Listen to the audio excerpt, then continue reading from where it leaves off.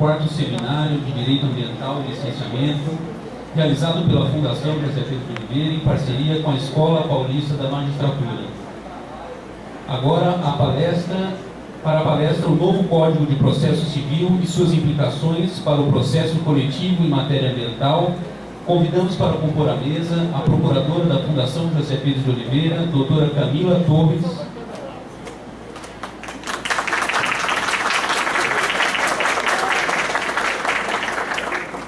Convidamos também o doutor Flávio Amed, que será apresentado pela mediadora.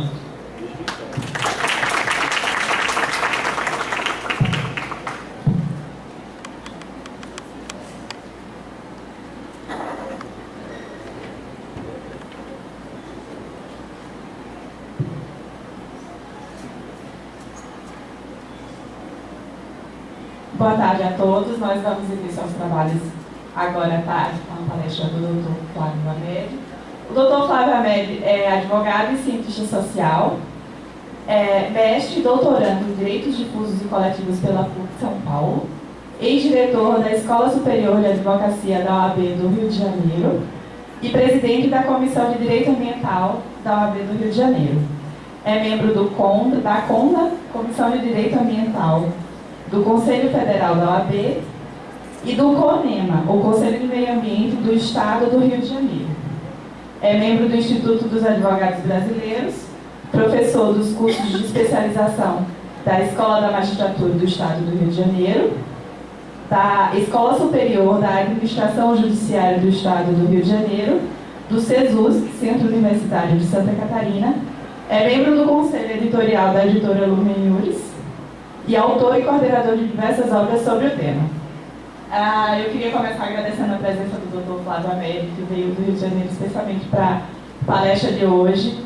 Tem valiosas contribuições aqui para nos oferecer, nós estamos muito contentes com a sua presença, especialmente para tratar de um tema que é tão novo para todos nós agora, que é esse primeiro ano do novo Código de Processo Civil, que é fundado na tradição civilista brasileira do civil law, né, da tradição romano-germânica, e que traz muitos elementos agora do direito costumeiro da common law.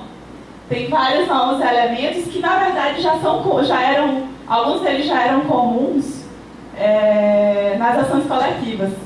Mas o curioso no sistema brasileiro é que você tem um microsistema para tratar de direitos que se referem a toda a coletividade e tem um macrosistema dedicado a direitos individuais, com a visão ainda essencialmente individualista e patrimonialista, né? Então, esses novos elementos que o Código de Processo Civil traz, que são oriundos da common law e que já são praticados no processo coletivo, acho que tem várias implicações aí que a gente ainda não tem a exata dimensão de como isso vai ocorrer nos processos. E um desses casos, acho que é o IRDR, né? Os recursos repetitivos, acho que vão ter muito pano para manga. Nas questões ambientais, a gente lida muito com a dificuldade da prova, por exemplo. A carga dinâmica dos ônus da prova é uma questão que já vinha sendo aplicada no microsistema do processo coletivo, que agora entra no novo Código de Processo Civil, né, se torna uma regra geral. Então, a gente tem vários elementos aí para debater sobre essas implicações e a gente espera contar com a contribuição aqui do Dr. Flávio. Passo a palavra agora para o palestrante. Boa tarde a todos.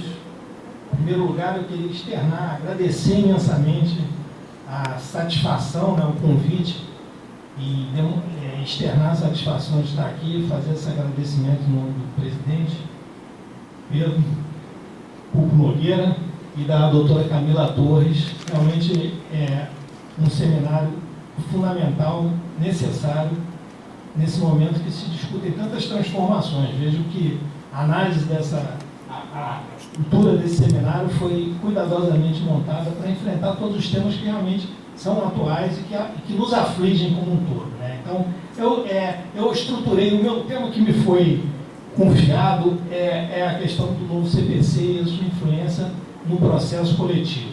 Eu montei uma apresentação muito técnica e eu queria fazer uma pergunta, antes de tudo, para os senhores que estão aí. Quantos são advogados, atuam na área jurídica, por gentileza? Tá, só para eu saber assim de uma forma para que a nossa abordagem aqui ela caminhe no sentido de ser realmente uma colaboração, explicando, porque muitos dos senhores que não são advogados precisam de alguns esclarecimentos preliminares sobre essas transformações completamente necessárias. Tranquilizo os colegas advogados que eu não tentarei trazer as contribuições todas de modo a contemplar as duas, tanto os advogados quanto não advogados, apenas por uma questão de encaminhamento da minha exposição aqui. O tema que me foi confiado é exatamente essa questão de como o CPC influenciou, ou vai influenciar a questão da ação coletiva. Parece que eu combinei com a doutora Camila os temas que eu vou enfrentar aqui, mas nós nem nos falamos sobre o que seria abordado, né? Na verdade, os temas que eu venho trazer, exatamente a outra questão preliminar necessária. Eu trouxe uma apresentação extensa aqui, que eu não vou ficar me metendo muito nela, porque eu não quero cansá-los e tornar essa exposição, essa conversa pós-almoço, uma aula de direito cansativo. Então, eu vou usar os slides, mas vou recorrer a um outro slide e privilegiar algo que aconteceu aqui na parte da manhã que me pareceu muito útil, que é o diálogo depois com a plateia, né, e a troca de ideias que me parece bastante necessária. Como é que eu estruturei essa minha exposição aqui? Eu estruturei, primeiro, a gente falar, é necessário até para os que são advogados, né, a gente contextualizar o que é a ação civil pública, né, e como ela se insere nisso que a doutora Camila muito bem designou e reportou aí como chamado microsistema de tutela coletiva. Então, vou me dedicar a algumas pequenas palavras sobre isso, sobre o que representam essa questão do microsistema de tutela coletiva como um aparato de conquistas no âmbito da preservação ambiental. Não podemos deixar de falar no novo CPC e falar sua influência no processo coletivo. Não podemos deixar de falar das liminares, que elas já vinham, como bem lembrado também pela doutora Camila, ganhando importância no sistema anterior, no sistema do CPC anterior, muito influenciado pela ação coletiva e a partir das sucessivas reformas que o CPC de 1973 sofreu uma reforma expressiva em 1994, sofreu uma reforma expressiva também em 2001. Agora, tivemos um novo CPC, não sei nem se precisamos de um novo CPC, mas temos ele aí, algumas questões foram modificadas de forma substanciais. Esse CPC, é importante que se diga, veio ao encontro de uma ideia clara de que o judiciário não suporta mais uma quantidade imensa de demandas individuais, não tem condições de oferecer respostas para a sociedade. Então, esse CPC vem com essa pretensão no embalo das transformações anteriores, criar mecanismos onde já se antevia a forma de você resolver questões de uma forma macro, até para que você tivesse uma orientação dos tribunais na forma de decidir em relação a uma determinada matéria. É por isso que os senhores sabem, né, muitos dos senhores aqui sabem, que foram criados esses mecanismos das súmulas vinculantes, da repercussão geral dos recursos, etc. São mecanismos que a gente vai tratar aqui, mas vai citá-los aqui, mas eu já faço essa referência inicial. Então, o CPC antigo já vinha embalado por essas transformações, que exatamente diziam o seguinte: não é possível mais a gente resolver tantos problemas numa sociedade de massa, resolvendo problemas individuais. A gente tem que tratar, para o judiciário oferecer uma resposta de efetividade, ele tem que criar mecanismos mais eficazes. E esses mecanismos já podiam ser vislumbrados no CPC anterior. Esses mecanismos, como a gente vai ver, têm uma origem forte na ação civil, nesse microsistema de tutela coletiva. A gente vive numa sociedade de massas. Como a gente vai oferecer respostas jurisdicionais se não for para categorias, para grupos para coletividades, para associações, pessoas que pertencem a uma determinada situação jurídica específica. Só assim, efetivamente, a gente pode dar esse tipo de solução. Então, isso já vem, mas isso se sistematiza no CPC novo. Como eu disse, através de mecanismos como aqui referido, e também através de outras formas de solução de problemas, como, por exemplo, a questão da mediação. A mediação, mecanismos de resolução consensual de conflitos, se cabe ou não no processo ambiental, uma discussão, mas a verdade é que, do ponto de vista técnico, o Tribunal de Justiça de São Paulo já possui a sua Câmara de Mediação específica para tratar de matéria ambiental, aliás, coordenada por um dos maiores referências no Brasil em direito ambiental, que é o desembargador Gilberto Passos de Freitas, que é simplesmente a pessoa que foi o presidente da comissão jurídica que elaborou a Lei de Crimes Ambientais. E quem criou de forma pioneira e exitosa no Tribunal de Justiça de São Paulo as câmaras ambientais. A Câmara Ambiental é uma inovação do Tribunal de Justiça de São Paulo e que teve aí a pena de Gilberto Passos de Freitas, que é exatamente a pessoa que está aí se dedicando a esse tema. Então, vamos falar de liminares, vamos falar de provas, como a doutora Camila bem destacou aqui. Vamos falar um pouquinho dos recursos, porque os recursos para esse novo CPC sofreram uma limitação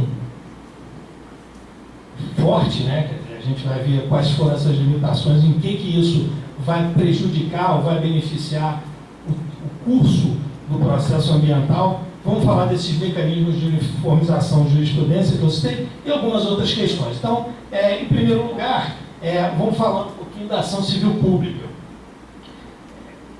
Então, como a doutora Camila bem lembrou aqui, o Código de 1973 é um código destinado para solucionar problemas individuais, exclusivamente individuais, conflitos entre pessoas.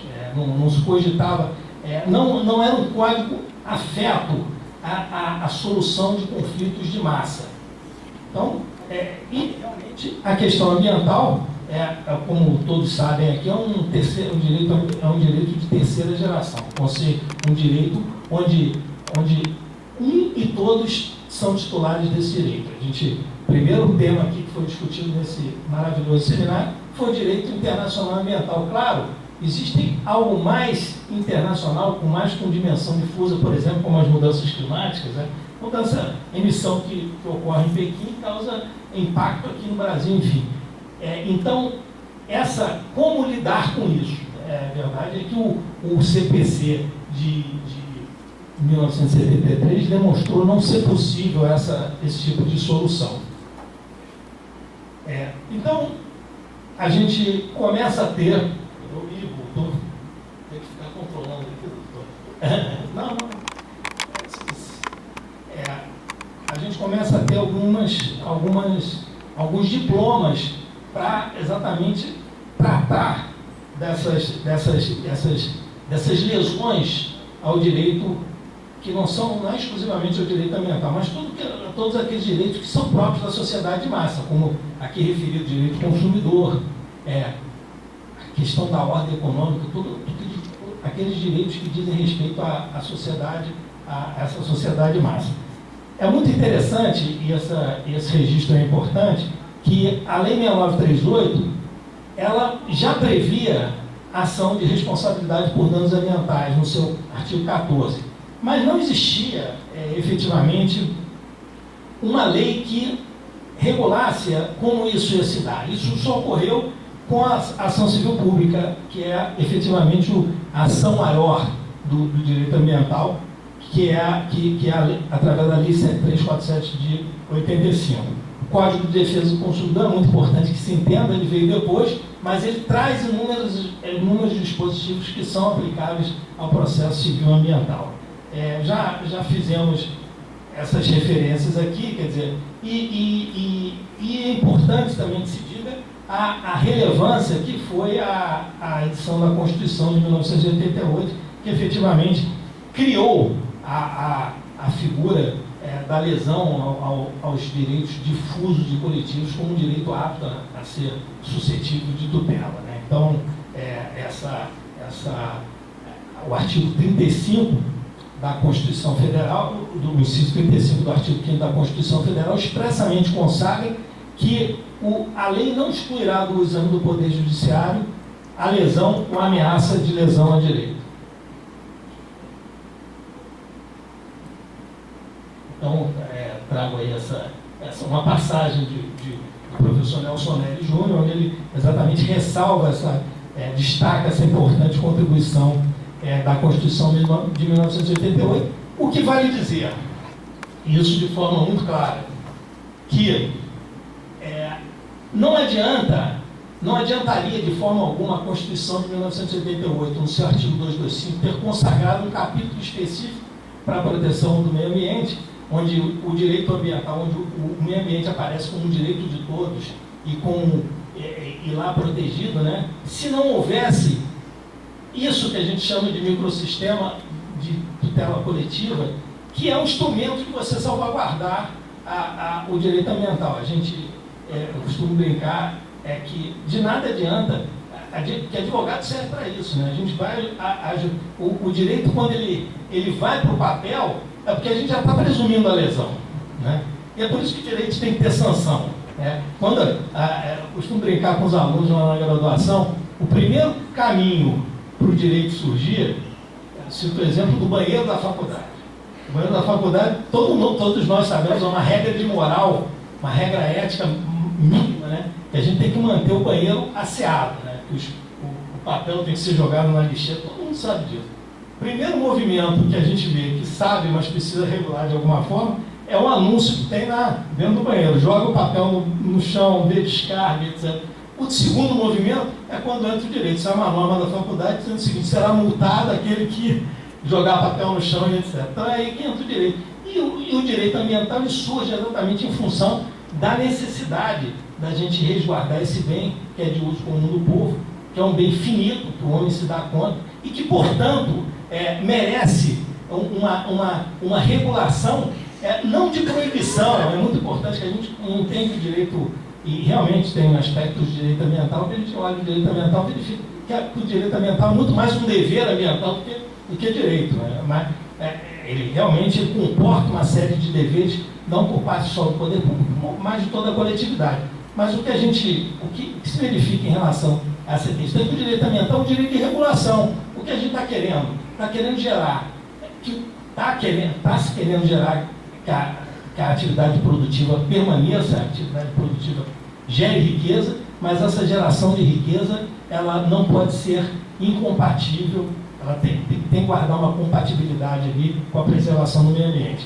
Isso está na Constituição também, no artigo 170, inciso 6 da Constituição, que é o dispositivo esse que eu reputo tão importante quanto o artigo 225 e tão importante quanto os demais artigos que tratam dos mecanismos de tutela coletiva. Porque se não tivesse ação coletiva, não ia ter como resguardar o meio ambiente. Não adianta ter o documento, ter a proteção no papel, não ter como você se socorrer. Estamos aí no evento da Escola Paulista da Magistratura, não ter como pedir a proteção daquele direito. Então, esse microsistema é composto pelo CDC, pela Lei da Ação Popular, a Lei da Ação Civil Pública, a Lei de Improbidade Administrativa e o Mandado de Segurança. Não vou aqui me deter nas definições, né, as definições de direitos coletivos é muito importante para aqueles que não sabem. Ele não está na Constituição, ele não está na Lei da Ação Civil Pública, ele está no Código de Defesa do Consumidor. Então, os direitos individuais, os coletivos, os difusos e os individuais homogêneos estão na Constituição. E o objetivo, e trago uma passagem aí do professor Cássio Watanabe, onde vocês verificam bem que a ideia exatamente de um sistema de tutela coletiva é resolver os problemas que são problemas de massa de uma forma coletiva, de uma forma homogênea, de forma a gerar segurança jurídica. O professor Cássio Watanabe tem um exemplo muito interessante que ele diz o seguinte: imaginem só um problema envolvendo tarifa de energia elétrica na cidade de São Paulo.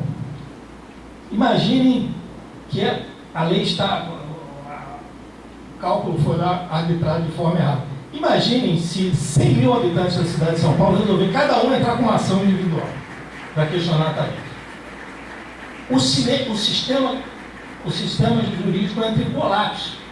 E a segurança jurídica entra em colapso, porque você não vai ter como assegurar a cada um desses 100 mil pessoas esse resultado. Então, vejam só a importância da tutela coletiva. Por um lado, ela é um mecanismo de gerar uma uniformidade de decisões sem igual.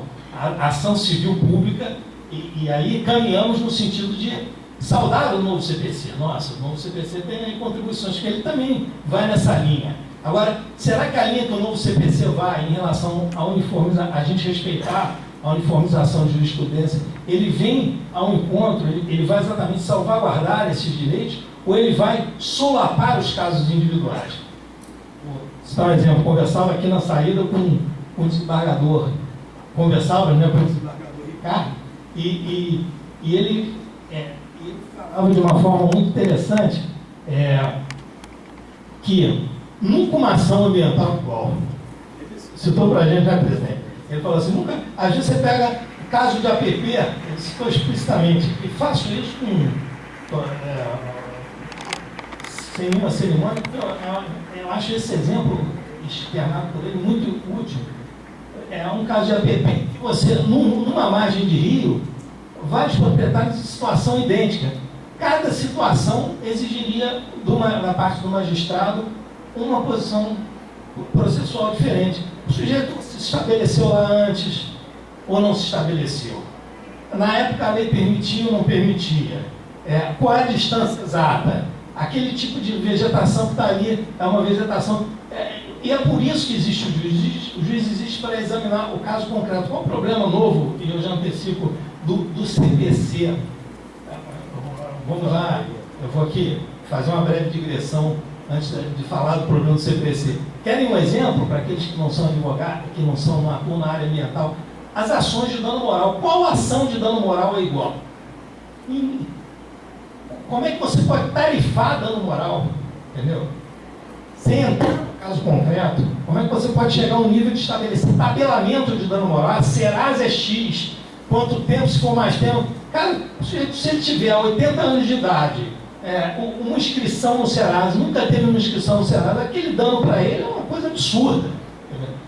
O sujeito que tem 3 mil inscrições, ficou 10 anos no Serasa, é totalmente diferente. Então, o caso tem que ser avaliado caso a caso. E as ações ambientais, elas são de uma riqueza enorme. Ainda que deduzam, que traduzam uma pretensão coletiva por parte daquele que exerce, né, a ação. Enfim, essa questão é importante para a gente entender os problemas que envolvem o novo CPC, porque o novo CPC promete soluções homogêneas, decisões que vão adere a essa questão do precedente judicial, e adere de uma forma muito criticada. A ideia de precedente judicial que surge, como bem dissertou a doutora Camila aqui, com base no direito inglês, né, no direito da common law, o precedente desses países, dos Estados Unidos, ele não nasce precedente, ele nasce uma decisão e depois ele é reconhecido como precedente. Não tem decisão judicial que anteriormente se firme como precedente. Então, é uma das críticas que alguns autores de respeito, como o professor Nelson Nery Júnior, como o professor Lênio Streck, colocam em relação a isso, né? O professor Lênio Streck tem um livrinho que eu recomendo muito, um livrinho sucinto, o que é isto, precedente judicial, né? Quer dizer, porque são questões que desafiam, né, na verdade, o livro é súmula vinculante, né? E aí ele fala também dos precedentes. Enfim, fala da questão dos precedentes. Mas a questão que a gente... a lei da ação civil pública evidencia, né, é exatamente essa vantagem: buscar a uniformização de decisões, redução de custos, resposta às demandas sociais relativas à tutela jurisdicional, processo como instrumento de defesa social, reconhecimento da legitimidade ativa a quem detém representatividade adequada dos titulares do direito, decisão que recairá sobre todos os titulares do direito, vinculando todos os titulares de direito de mérito individual, possibilitando a solução pacífica da lide. É uma ação extremamente complicada, é uma ação complexa, demorada, para aqueles que não atuam na área. É uma ação que tem que ter muito cuidado. Só para vocês terem uma ideia, um dos legitimados para a ação da civil pública são as organizações não governamentais, são as ONGs, né? Desde que no seu objeto tenham a questão da proteção do meio ambiente. Mas nós temos decisão, por exemplo, do STJ, esvaziando, reconhecendo a ilegitimidade de uma ONG quando ela não tiver representatividade, por exemplo. Claro, às vezes a ONG ela é utilizada de uma forma perversa, exatamente para você... vejam o poder de uma ação civil pública. Eu costumo dizer isso. A ação civil pública é uma coisa tão séria que ela não pode ser utilizada de forma leviana. Para entrar com uma ação civil pública, tem que saber, porque o interesse afetado será um interesse de muita gente. Então, é uma ação realmente de cuidado muito grande em relação à sua utilização. Eu vou passar, feitas essas pequenas observações, aqui são algumas coisas que eu já falei sobre os projetos de modificação do CPC, do Código anterior, até o advento da Lei 13.105 de 2015. Vou falar um pouco agora, doutora Camila, controle meu tempo aqui, que eu já vi que eu já vou extrapolá-lo em muito, eu vou tentar ser rápido. O novo CPC ele cria mecanismos diferentes em relação à questão das liminares, né? Os senhores perguntam, o doutor Dado vai falar sobre licenciamento, né? As liminares ela tem um papel importantíssimo, como vocês podem ter visto. O direito ambiental é fundamentalmente o direito de preservação, o direito de prevenção. Tudo que você quer, tudo que se pretende em matéria ambiental é não ingressar com uma ação em juízo. O ingresso de uma ação em juízo é a derrota da preservação ambiental. Quando você entra, quando o sujeito entra com a ação ambiental é porque ou a mata já foi desmatada, ou o vazamento de óleo já ocorreu, ou a chaminé da indústria não está funcionando, está jogando... Então, isso é terrível. Então, nesse sentido, eu reforço o papel das liminares no processo civil ambiental. Não só na ação civil pública ambiental, como todas as outras ações. Por que as liminares? Porque a liminar ela funciona como um mecanismo de evitar que o dano ocorra, que é tudo que se quer no direito ambiental. A regra no direito do processo civil ambiental é que evitar o dano, né? Também evitar o dano. E é claro que a liminar ela também não pode ser concedida a esmo, como às vezes acontece. Às vezes acontece, o juiz na dúvida ali utiliza um dúbio para o ambiente para tudo, não quer saber qual o prejuízo. Às vezes a empresa está dentro da lei, na dúvida o juiz vai lá em dúbio para o ambiente e defere a liminar com prejuízos que podem ser sérios para a população, para o empresário, e às vezes de difícil reversão. É importante, e a lei, o novo CPC, consagra essas hipóteses, está atento a essa preocupação. Então, as liminares elas não são para ser concedidas a esmo, mas são um instrumento importante para evitar que o dano permaneça. O que é evitar que o dano permaneça? A primeira ação civil pública em que se concedeu dano moral ambiental, dano difuso, foi uma ação lá no Rio de Janeiro que era exatamente isso. Foi concedido na liminar, estava ocorrendo um loteamento com supressão de vegetação. Foi concedido a liminar, cessou a supressão. Imagine se a liminar não tivesse sido concedida, aquele desmatamento, aquele prejuízo causado à flora local seria imenso. Quanto tempo aquela área toda ia levar, mesmo que a ação tivesse um desfecho favorável, ia levar para ser reconstruída? Provavelmente décadas, e essa ação foi liminarmente cessada, o desmatamento, né, a supressão de vegetação ilegal, e restabelecida. Aí a empresa foi condenada lá a recompor a vegetação, foi condenada a pagar os danos decorrentes do tempo dessa recomposição e também foi condenada ao dano moral coletivo. Mas as liminares têm essa importância e vêm consagradas aí no novo CPC, no artigo 294, que consagra dois tipos de tutela, né? O novo CPC chama de tutelas provisórias e diz que pode se fundamentar se tutela de urgência ou evidência. E a tutela provisória de urgência pode ser cautelar ou antecipada. pode ser concedida em caráter antecedente ou incidental. Quer dizer, então, a tutela provisória, não existe mais o processo cautelar, isso é uma novidade, quer dizer, uma petição que vai fundamentar, por exemplo, a chamada tutela provisória de urgência, uma petição simples, que vai lá, você não tem mais aqueles requisitos que se exigia da lei anterior, e depois você vai lá e propõe a ação. E ela conserva a sua estabilidade.